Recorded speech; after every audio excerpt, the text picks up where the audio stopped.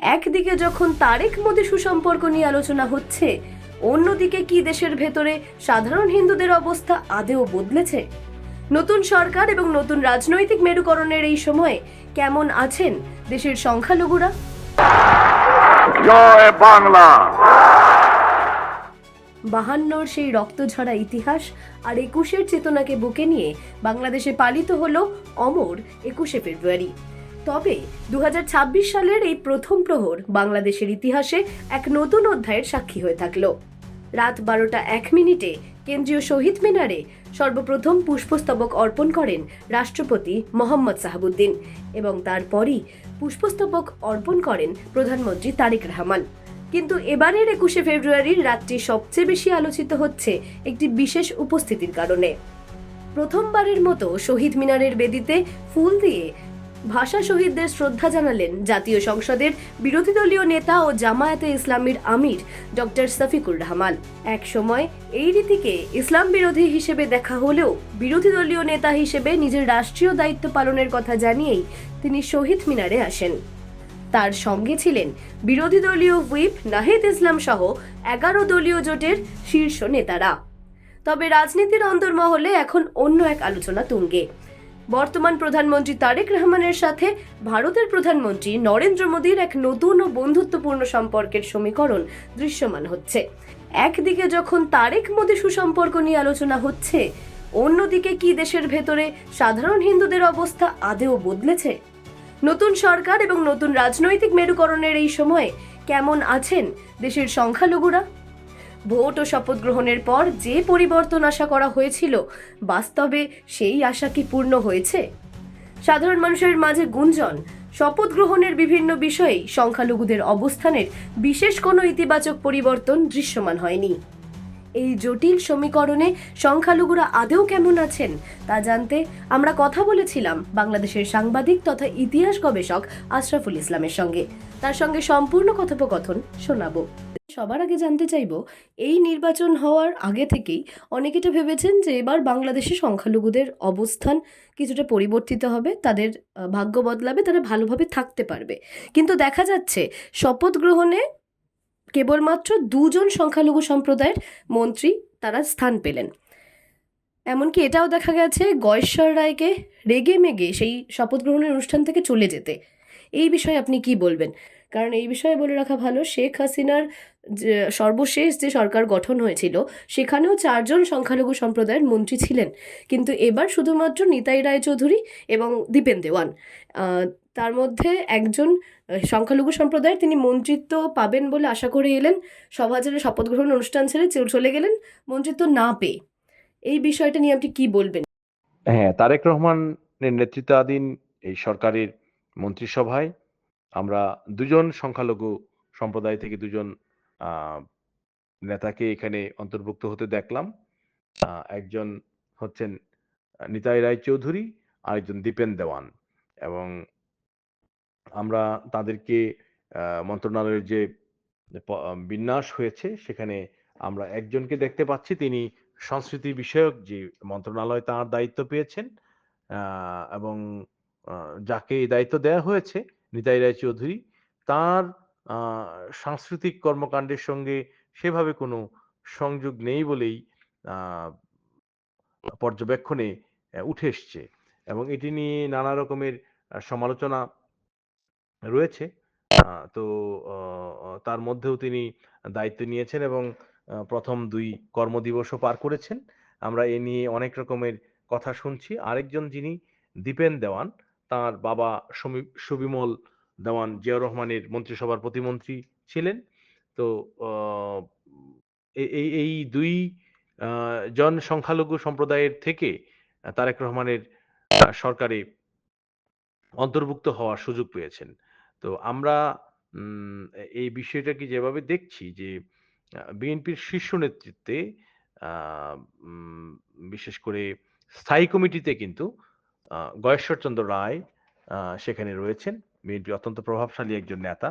এবং আমরা লক্ষ্য করে থাকবো যে বিগত যেই গণতান্ত্রিক আন্দোলন এবং সরকার বিরোধী আন্দোলন হয়েছে ইতিপূর্বে আওয়ামী লীগের সময়, তখন গয়েশ্বরচন্দ্র রায় আন্দোলনগুলোতে সক্রিয় অংশগ্রহণ করেছিলেন এবং তিনি আহত হয়েছিলেন। আ লাম লাঠির আঘাতে তার মাথা ফেটে গিয়েছিল এবং তার রক্তাক্ত সেই ছবিও কিন্তু আমরা গণমাধ্যমে প্রকাশিত হতে দেখেছি। তো সেই জায়গা থেকে আ তিনি তার স্থান না পাওয়াটি এক ধরনের বিতর্ক তৈরি করেছে। বিশেষ করে আমরা শপথ গ্রহণ অনুষ্ঠানে আ উম গয়েশ্বরচন্দ্র রায়ের ক্ষিপ্ত হয়ে বেরিয়ে যাওয়ার একটি ভিডিও ভাইরাল হতে দেখেছি। আমরা আ জানি না যে আসলে বিষয়টি কি ঘটেছিল। তো নিশ্চয়ই আ জনাব তারেক রহমান প্রধানমন্ত্রী হিসাবে তিনি যাকে যোগ্য মনে করেছেন, তাকেই অন্তর্ভুক্ত করেছেন। সেটি একেবারেই তাদের দলের নিজস্ব অভ্যন্তরীণ ব্যাপার। কিন্তু আমাদের কাছে যেটি প্রতীয়মান হচ্ছে যে সংখ্যালঘু সম্প্রদায়ের যে প্রতিনিধিত্ব সরকারে, সেটিও নারী সদস্যদের অংশগ্রহণের মতোই আ দুর্বল এখন পর্যন্ত। তো আ আমরা ইতিপূর্বে অতীতের সরকারগুলোর মধ্যেও সংখ্যালঘু সম্প্রদায়ের যে উপস্থিতি দেখেছি, সেটি সব ক্ষেত্রেই যে সুখকর তা নয় এবং আমরা আ অনেক প্রভাবশালী মন্ত্রী অ্যা দেরকেও দেখেছি সংখ্যালঘু সম্প্রদায় থেকে। কিন্তু আ সংখ্যালঘু সম্প্রদায়ের যে দুর্দিন, বিশেষ করে তাদের নিরাপত্তা, তাদের সম্পদের নিরাপত্তা, সম্ভ্রমের নিরাপত্তা, আ সেই জায়গাগুলো বারবার বিঘ্নিত হয়েছে নির্বাচনের আগে এবং পরে এবং এইবারও কিন্তু সেই অভিযোগ কিন্তু সেনাবাহিনী প্রচুর পরিমাণে সদস্য মাঠে ছিলেন। তা সত্ত্বেও নির্বাচন পরবর্তী সময়ে বেশ কিছু ঘটনা ঘটেছে সংখ্যালঘু নিপীড়নের। তো আমরা সেটাকে আ নিশ্চয়ই নিন্দা করি এবং সংখ্যালঘু সম্প্রদায়ের যে কজন সদস্য ২ জন সদস্য স্থান পেয়েছেন, আমরা আশা করতেই পারি যে তারা এই সকল বিষয়ে আরো সচেষ্ট হবেন। আর উম আবারও একটু উল্লেখ করতে চাই যে সংস্কৃতি মন্ত্রণালয়ের মতো একটি গুরুত্বপূর্ণ মন্ত্রণালয়, আপনি জানেন যে আ বাংলাদেশ একটি আ সংস্কৃতি নির্ভর রাষ্ট্র এবং আমরা ভাষা আন্দোলনের মধ্য দিয়ে আমাদের জাতীয়তাবোধের যে সূচনা হয়েছিল, তার মধ্য দিয়ে মহান মুক্তিযুদ্ধের মাধ্যমে আমরা স্বাধীন সার্বভৌম বাংলাদেশ পেয়েছিলাম। এবং আমাদের যে এই দীর্ঘ যে অগ্রযাত্রা, সংগ্রামমুখর যে অগ্রযাত্রা, সেখানে আমাদের যে গৌরবোজ্জ্বল সাংস্কৃতিক উত্তরাধিকার, সেটা আমাদেরকে বারবার পথ দেখিয়েছে। এবং সেই জায়গাতে সংস্কৃতি মন্ত্রণালয়ের মতো গুরুত্বপূর্ণ একটি মন্ত্রণালয় আমাদের মূল্যবোধকে জাগাবার কাজটি যেটি করে এবং বিগত যে অন্তর্বর্তী সরকারের সময়ে সাংস্কৃতিক প্রতিষ্ঠানগুলোতে যে ব্যাপক আক্রমণের আ বিষয় আমরা দেখেছি এবং আমরা দেখেছি যে একেবারে শেষ সময়ে এসে আ বাংলাদেশের একটি উম আ প্রধানতম সাংস্কৃতিক বিদ্যাপীঠ ছায়ানট, সেখানে আক্রমণ হয়েছে, অগ্নিসংযোগ হয়েছে। আ আমরা আরেকটি সাংস্কৃতিক সংগঠন উদীচী, সেটি আ অন্যতম বৃহত্তম একটি সাংস্কৃতিক সংগঠন। তাদের অফিসেও আ অগ্নিকাণ্ডের ঘটনা ঘটেছে এবং যেটি অত্যন্ত নিন্দনীয় এবং সমগ্র বিশ্ব সেটি দেখেছে। তো সেই জায়গাতে আমরা আ নতুন মন্ত্রিপরিষদ গঠন করবার পর আ মাননীয় সংস্কৃতি মন্ত্রীকে ২ কর্মদিবসের মধ্যেও এ বিষয়ে কোনো কথা বলতে শুনিনি এবং তার উচিত ছিল দায়িত্ব নিয়ে ১ম এই এই বৃহৎ দুটি সাংস্কৃতিক প্রতিষ্ঠানে পরিদর্শন করা। আমরা তেমনটি দেখিনি। যদিও আমরা লক্ষ্য করেছি যে তার দায়িত্ব গ্রহণের পর এর মধ্যেই একটি সিদ্ধান্ত এসছে যে অমর একুশে বইমেলা যেটি মাসব্যাপী চলে, ফেব্রুয়ারি মাস জুড়েই সেটি চলে। কিন্তু আমরা বিগত সরকারের সময়ে এ বিষয়ে অত্যন্ত নেতিবাচক সিদ্ধান্ত দেখেছি যে আ বইমেলাটি এবার হচ্ছে না। তো কিন্তু নতুন সরকার গঠন করবার পর আ ইতিমধ্যেই সিদ্ধান্ত এসছে বইমেলাটি শুরু হচ্ছে এবং মার্চের ১৫ তারিখ অবধি সেটি চলমান থাকবে। তো সেটি আমাদের আ সাংস্কৃতিক কর্মীদের ক্ষেত্রে, সাহিত্যানুরাগীদের ক্ষেত্রে, বিশেষ করে যারা লেখালেখির সঙ্গে যুক্ত, প্রকাশনা শিল্পের সঙ্গে যুক্ত, তাদের আশার সঞ্চার করেছে। শুধু তাই নয়, আমরা বাংলা একাডেমিতে এমন একটি সিদ্ধান্তও ইতিমধ্যে আ জেনেছি। বাংলা একাডেমির কর্মকর্তারা সোশ্যাল মিডিয়ায় সেটি পোস্ট করেছেন। তারা যেটি জানাচ্ছেন যে আ বাংলা একাডেমি এইবার কোনো স্টল বরাদ্দের জন্য কোনো প্রকাশককে কোনো অর্থ গুনতে হচ্ছে না। আমরা মনে করি যে আমরা এরকম অনেক খাতে সাবসিডি দিয়ে থাকি আমাদের কৃষি এবং অন্যান্য ক্ষেত্রে। কিন্তু আমাদের এই পিছিয়ে পড়ার যে সাংস্কৃতিক প্রতিষ্ঠানগুলো রয়েছে, সাংস্কৃতিক কর্মকাণ্ডগুলো রয়েছে, এই রকম আ আ একটি খুবই বাজে সময়ের মধ্যে বিশেষ করে যখন আ সাম্প্রদায়িক শক্তির উত্থান ঘটেছে, আমাদের আ সাংস্কৃতিক আমাদের সাংস্কৃতিক চর্চা আ নানা ক্ষেত্রে ম্রিয়মাণ হয়েছে। সাংস্কৃতিক কর্মীরা প্রহৃত হয়েছেন, তারা হত্যাকাণ্ডের শিকার হয়েছেন, তাদের উপর বর্বর আক্রমণ করা হয়েছে, সাংস্কৃতিক প্রতিষ্ঠানগুলো আক্রান্ত হয়েছে। সেই সময়ে এই এ ধরনের সিদ্ধান্ত আ নিশ্চয়ই আশা জাগায়। তবে আমরা অবশ্যই মনে করব যে যে সংস্কৃতি বিষয়ক মন্ত্রণালয়ের দায়িত্বে যিনি আছেন, তিনি এই সময়ে আরো বেশি সচেষ্ট হবেন। কারণ আমাদের সাংস্কৃতিক পুনর্জাগরণ এটি এই সময়ের একটি দাবি। কারণ আমরা একটি অন্ধকার সময়ের মধ্য দিয়ে আলোর পথে যাত্রা করেছি এবং সেক্ষেত্রে সংস্কৃতি আমাদের পাথেয় হবে এবং নতুন সরকারের যে মন্ত্রিসভা, সংস্কৃতি বিষয়ক মন্ত্রণালয় সে বিষয়ে সচেষ্ট হবে সেটা আমরা প্রত্যাশা করছি। আমি এবার জানতে চাইবো যে নারীদের উপস্থিতি নিয়ে যদি আপনারা কিছু বলেন। এমনিতে এই বিষয়টা নিয়ে আলোচনা হচ্ছিল যে নারী সাংসদ মানে ভোটে দাঁড়ানোর সংখ্যাও কম, সাংসদ কম। কিন্তু আগে তা হতো না, তার থেকে হয়তো বেশি থাকতো। এবারে নারীদের উপস্থিতি সংসদে বা বিএনপি সরকার গঠনে নারীদের কতটা জায়গা দেওয়া হয়েছে বা কতটা জায়গা দেওয়া উচিত ছিল? দেখুন, তারেক রহমানের নেতৃত্বাধীন যে নতুন সরকার আমরা পেয়েছি, সেই সরকারে অন্তত ৩ জন নারীকে আমরা মন্ত্রিপরিষদে অন্তর্ভুক্ত হতে দেখলাম। তাদের মধ্যে আফরোজা খান রিতা বেসামরিক বিমান পরিবহন ও পর্যটন মন্ত্রণালয়ের মন্ত্রী হিসাবে দায়িত্ব পেয়েছেন। এছাড়া আরেকজন পেয়েছেন অত্যন্ত গুরুত্বপূর্ণ মন্ত্রণালয়, পররাষ্ট্র প্রতিমন্ত্রী হিসেবে শামা ওবায়েদ এবং আরেকজন রয়েছেন ফারজানা শারমিন পুতুল, যিনি মহিলা ও শিশু বিষয়ক এবং সমাজ কল্যাণ প্রতিমন্ত্রীর দায়িত্ব পেয়েছেন। আ আ আ আমরা আমরা যে বিষয়টি দেখে আসছিলাম এই অন্তর্বর্তী সরকারের শেষ সময়ে নির্বাচন নিয়ে নানা রকমের টালমাটাল অবস্থার মধ্য দিয়ে যারা প্রতিক্রিয়াশীল, বিশেষ করে ডানপন্থী শক্তিগুলো, তাদের নারী বিরোধী বেশ কিছু বক্তব্য, বিশেষ করে কর্মসংস্থানে ক্ষেত্রে কর্মঘণ্টা নারীদের কমিয়ে দেয়ার প্রতিশ্রুতি কিংবা নারীদেরকে ঘরের মধ্যে রাখার যে তাদের যে অভিপ্রায়, এ ধরনের নানা রকমের বক্তব্য আ কারণে নারীরা সংক্ষুব্ধ হয়েছিলেন। সেটা তারা তাদের বিভিন্ন গণমাধ্যমে যে বক্তব্য দিয়েছেন সেগুলোতে প্রতিফলিত হয়েছে। তো সেই জায়গা থেকে এটি আশা করা হয়েছিল যে আ তারেক রহমানের নেতৃত্বাধীন যেই মন্ত্রিসভা, সেই মন্ত্রিসভায় নারীদের আরো বিস্তৃত আ অংশগ্রহণ আমরা লক্ষ্য করব। কিন্তু আমরা ৫০ জনের মন্ত্রিসভায় ৩ জন নারীর উপস্থিতি, সেটা সংখ্যানুপাতিক হারে তো আ কম বটেই। সেই সঙ্গে আ আমরা সংসদেও সংসদ সদস্য হিসেবে সরাসরি যারা উঠে এসেছেন, সেখানেও নারীর সংখ্যাটি খুব উল্লেখযোগ্য নয়। সেক্ষেত্রে আমরা আমাদের আমাদের এবং যারা এটা নিয়ে সরব ছিলেন, তাদের প্রত্যাশার একটি ব্যত্যয় নিঃসন্দেহে ঘটেছে। আমরা বিভিন্ন সময় দেখেছি যে জনাব তারেক রহমান, যিনি বাংলাদেশের প্রধানমন্ত্রী হিসেবে শপথ নিয়ে আ রাষ্ট্র পরিচালনার ভার নিয়েছেন, আ তার তার কন্যাকে নিয়ে তিনি বিভিন্ন রাজনৈতিক কর্মসূচিগুলোতে গিয়েছেন। তার স্ত্রীও তার সঙ্গী হয়েছেন। তার মানে তারেক রহমান সরাসরিভাবে তার পরিবারেও নারীদের দ্বারা তিনি অনুপ্রাণিত হয়েছেন।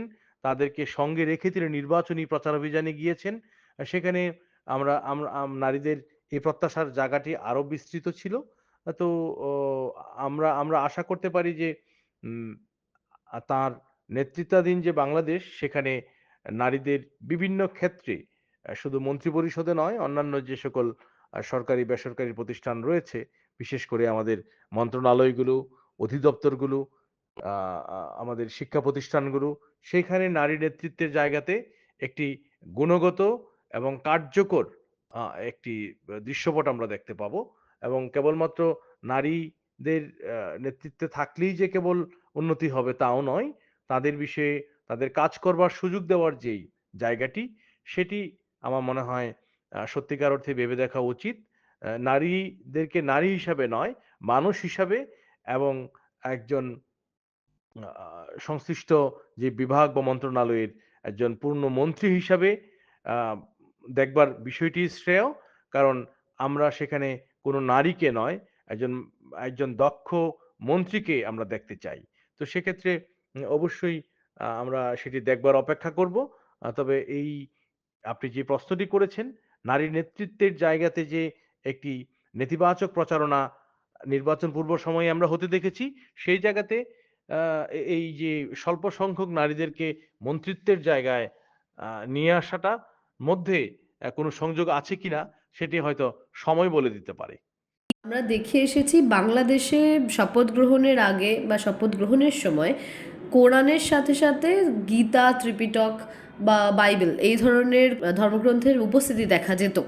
কিন্তু যে বিষয়টা নিয়ে খুব বেশি আলোচনা হচ্ছে বাংলাদেশ বা তার বাইরেও, আমি আমাদের ভারতের কথাও বলতে পারি, ভারতেও এই বিষয়টা নিয়ে খুব আলোচনা হচ্ছে। এই শপথ গ্রহণে কোনো রকমভাবে কোরআন ছাড়া অন্য কোনো ধর্মগ্রন্থ উপস্থিতি লক্ষ্য করা গেল না। এর কারণ কি বলে আপনার মনে হয়? দেখুন এটি খুবই সত্যি কথা যে আমরা এবার ত্রয়োদশ জাতীয় সংসদ নির্বাচনের আ মধ্য দিয়ে যে সকল জনপ্রতিনিধিদেরকে সংসদ সদস্য রূপে আমরা পেয়েছি, তাদের শপথ গ্রহণ অনুষ্ঠানে বিশেষ করে মন্ত্রিসভার শপথ গ্রহণে যেই আমরা উম আ প্রতিনিধিত্বশীল ধর্মের ধর্মগ্রন্থের পাঠ আমরা দেখে এসছিলাম, যে সংস্কৃতিটি ছিল, সে জায়গায় এবার ব্যত্যয় হয়েছে। এবার কেবলমাত্র আ কোরআন তেলাওয়াতের মধ্য দিয়ে অনুষ্ঠানটি শুরু করা হয়েছে। আমরা ইতিমধ্যে দেখেছি যে বাংলাদেশ হিন্দু, বৌদ্ধ, খ্রিস্টান ঐক্য পরিষদের নেতৃবৃন্দ এ নিয়ে একটি আ গণমাধ্যমে একটি বার্তা পাঠিয়েছেন রাজনৈতিক দলগুলোর দৃষ্টিভঙ্গির আ একরকম খেদ জানিয়ে। তারা যেটি বলবার চেষ্টা করেছেন যে অ্যা এ বাংলাদেশের যে রাজনৈতিক সংস্কৃতি এবং অসাম্প্রদায়িক বাংলাদেশের যে পথ চলা, সেখানে আ বরাবরই এই বিষয়টি দৃশ্যমান ছিল।